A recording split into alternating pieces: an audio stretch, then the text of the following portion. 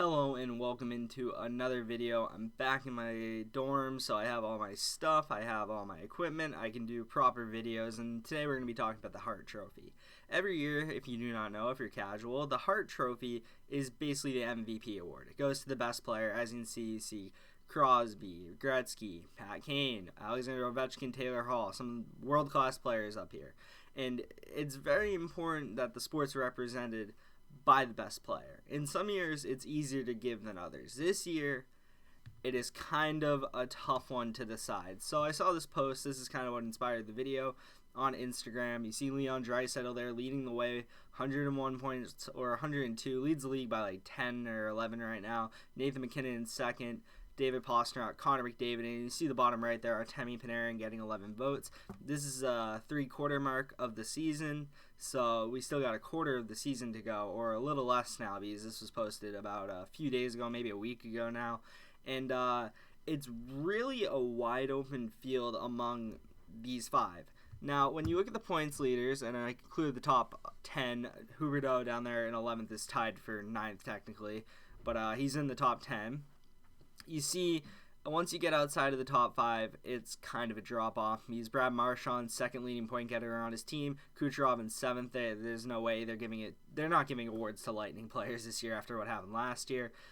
Pat Kane, good year, but not on a good team. Jack Eichel, good year, not on a good team. Austin Matthews, struggling Leafs team with a lot of good point getters. Huberdeau, yeah, right. So outside of that top 5, you're not really getting any awards you're not getting any votes for the Hart Trophy outside of this top 5.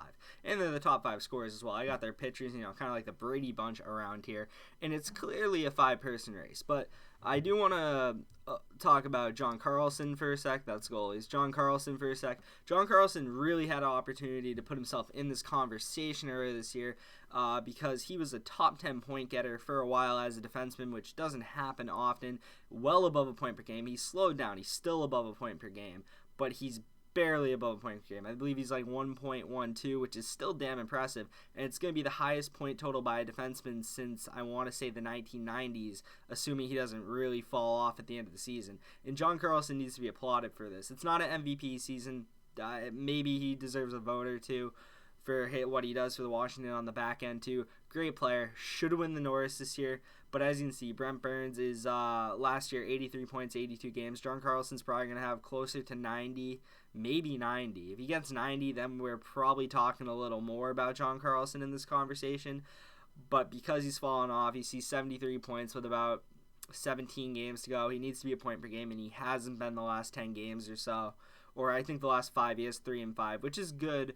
But, you're not going to put yourself in the MVP conversation unless he kicks in another gear. So I want to give him an outside chance, but I think it's kind of faded at this point. I compared him to Brent Burns just to give you guys a comparison. And then I thought I'd look at goalies, and goalies usually don't win this award. I'm trying to think of the last person. Carey Price might have one. Could be wrong, but it's been a while since one has won one. And I just want to say, you need wins, you need a low goals against average, and you need a high save percentage.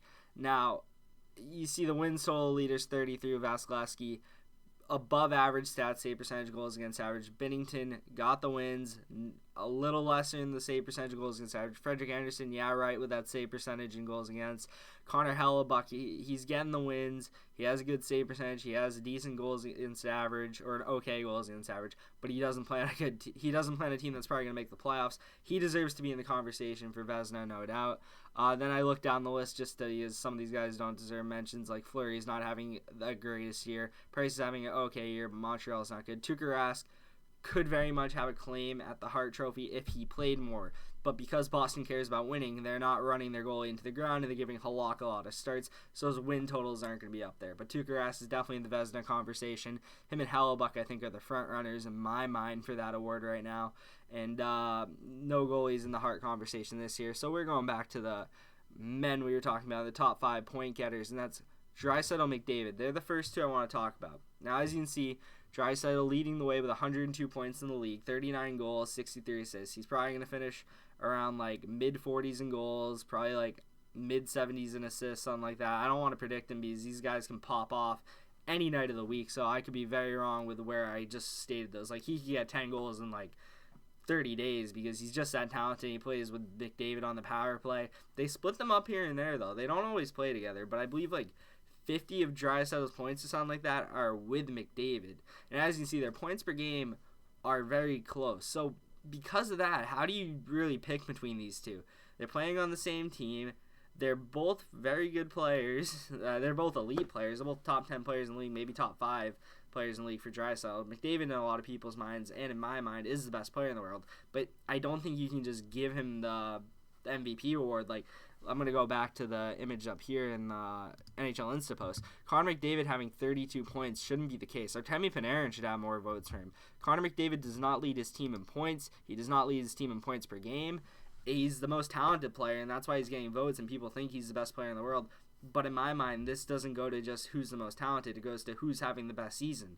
And you also have to keep in mind who's having the best season with what's around them. And because of what's around these guys, Draisaitl probably has to keep that margin of points to win this award. And I think he very well could win the Hart Trophy, but if McDavid catches up in points, neither one of them is going to win it. They're going to split the vote, and it's going to go to someone else, which I think is what's going to happen. I don't see either of these guys winning the award, and McDavid 100% should not win the award unless he pops off and passes Draisaitl by a decent amount, because if you finish around the same points or same points per game, neither one of these guys really deserves. Well, they deserve it, but they're not going to get it in the voters' eyes because of just they play on the same team and they put up similar numbers. How do you pick? They'll split the vote. It will go to someone else. Next person I want to talk about, my favorite player in the top 5, obviously as a Bruins fan, Pastrank. And I got the Duncan ad gif there just because, classic. And you really got to look at what David Pastrank's doing and think about it without thinking about his line. Obviously, he plays with Bergeron and Marchand. As you can see, Bergeron's not as much of a point getter, but he scores, and he does a lot defensively to put Pastrank and Marchand in great positions to score. And Marchand is an elite playmaker, 56 assists, 27 goals, not too shabby of a goal scorer either. But then you look at David Pastrank, who really has separated himself offensively from Brad Marchand this year. 47 goals, 44 assists. If Pastrank finishes with 55 goals and 55 assists, something like that, it's really hard to look at him and not put him top 3 at least for the Hart Trophy, which NHL Insta had him 3rd right now. And if he finishes 55 and 55, it's hard not to really consider him for this award. And it's weird because you look at the Bruins and there's so much good on the team, and in some voters' eyes, this is very much what do you do with the least amount of help on your team, which is why someone like Taylor Hall won it a few years ago, even though I thought Nathan MacKinnon deserved it that year because I just thought he had a better year and I thought he was more important to his team. Well, maybe not more important, because I think that's kind of the issue with this award. A lot of people go most valuable and they go, well, what would the Oilers be without Connor McDavid? They'd be crap, no doubt. What would Colorado be without Nathan MacKinnon? You just axe the first line center, and then you got freaking Tyson Jost or Nazem Kadri on your first line. No crap, you're gonna suck. So I don't really think you can all look at it who does the most with the least. That kind of pisses me off because it's really who performs the best. And I feel like if it's close, if you have let's say Pastrank and MacKinnon have an even resume, down the line, their scoring's the same, goal totals the same, assists are the same, then you look at who does it with the least. But if you have a clear front runner, I feel like it should be. And I know that might be hypocritical after what I just said about Draisaitl McDavid, but it's really hard when you're playing with the best player in the world in Connor McDavid, and he's right there with you in points, and if he finishes right there with him in points, it's really hard to give it to Draisaitl, which is why I feel like this is kind of a rare case where you got Draisaitl and McDavid. Draisaitl on any other team wins MVP outright, but because he plays with McDavid, he might not. And Pastrank finishes with 55 goals, 55 assists. That's an insane season, and you gotta give it respect. And the Hart Trophy, depending on what Draisaitl does for the rest of the year, could be Pastrank's based on that. But you also have to look at Artemi Panarin. Now, this guy would have a ton more votes if the Rangers were in a playoff spot, and they're fighting, but that Chris Kreider injury kills them a little. I don't think they make the playoffs, and I don't think Artemi Panarin finishes top 3 in the voting because of that, which is kind of criminal when you think about it, because it kind of sucks that this guy's having an amazing year. Didn't play with the first line all year. It was Kreider, Zibanejad, and Buchnevich on the first line, and Panarin was just leading the second line to the point where the second line, not as productive at the first, but Panarin was more productive than the first, as you can see by his 90 points in 64 games. And if you do points per game, he leads the team by a considerable amount, 0.16 over Zibanejad. Zibanejad's having a great year. And if you look, 67 of Panarin's points are even strength points. I had to include that because Panarin does play with Zibanejad, Buchnevich, and Kreider before Kreider's injury on the power play. And that means he only had 23 power play points, which isn't a ton compared to some of these other guys. Like, I'm pretty sure all the other guys in the top 5 have more. And Artemi Panarin's having an insane year, and it's a shame the Rangers aren't a better team around him to the point they could be in a playoff spot, because he could win this award if he was on a playoff team. But because he's not on a playoff team, and the Rangers probably won't get there. If they do, props to them, and he deserves to be top 3, no doubt, at that point. Maybe win it at that point. But it probably just isn't going to happen. It's a shame because Artemi Panarin's one of the premier players in this game. Top 10 player in the league, no doubt. What he does, playmaking and goal scoring, you don't find in many wingers. But sadly, because of the team he's on, he's probably not winning it. And then you go to, I think, the person who will end up winning it at the end of this year because of the lack of help he has and how people vote on this award. Right now, Nathan MacKinnon, let me go back to that Insta post, he's second.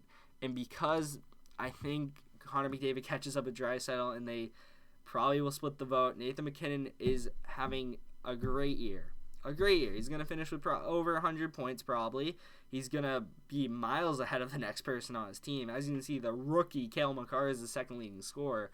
That's because of Mikko Rantanen's injury. If Mikko Rantanen wasn't injured, as you can see, 41 points, 42 games. He's probably like 66 and 64. McKinnon's still a decent amount ahead of him. And Nathan MacKinnon deserved an MVP award a few years ago in my mind, and I wouldn't mind him seeing him win it this year. As you can see, freaking like 38 points beyond the next guy who's our defenseman. Burakovsky's 40. So the next forward's 40 points under Nathan MacKinnon, which is just insane. Like, this guy puts the team on his back. Colorado's in a playoff position.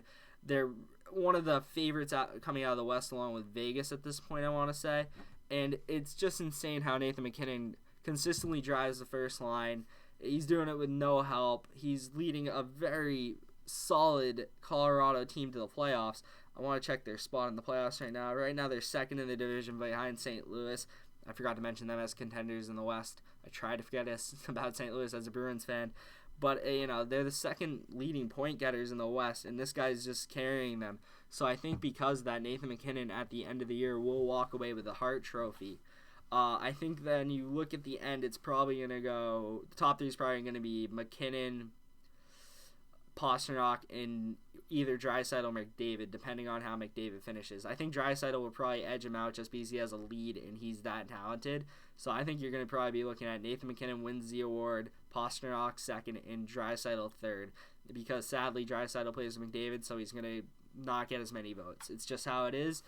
And I'm cheering for Pastrank. If Pastrank gets over 55 goals and 55 assists, I'm going to be in the camp of cheering for Pastrank to win it. But I think Nathan MacKinnon wins it at the end of the day just because of the lack of help he has. And a lot of people look at that and go, wow, look at what he's doing with not much. And props to Nathan MacKinnon for putting the team on his back. But if Pastrank gets 55 and 55, I'm very much in the David Pastrank camp of he should win the Hart Trophy. And I know that might be biased as a Bruins fan, but, I honestly think 55-55 would be more impressive just because 55 and 55 hasn't been done in a while. That's all I really have for you today. Thank you for watching the video. If you got to this point, leave a comment, hit the subscribe button. Tell me who you think should win MVP. I hope this video creates a little maybe some fun discussions in the comment section about why I'm wrong about if Pastrank gets 55 and 55, if he should be MVP. Why I might be wrong about McDavid or Draisaitl. Why I might be wrong about Panarin not deserving MVP if his team doesn't make playoffs. And why I'm wrong about thinking Nathan MacKinnon should win the MVP. Please tell me your opinions. I'd love to discuss in the comments. Hit the subscribe button if you like hockey coverage, Bruins coverage, all that stuff. And I will see you in the next video. Have a good day, folks.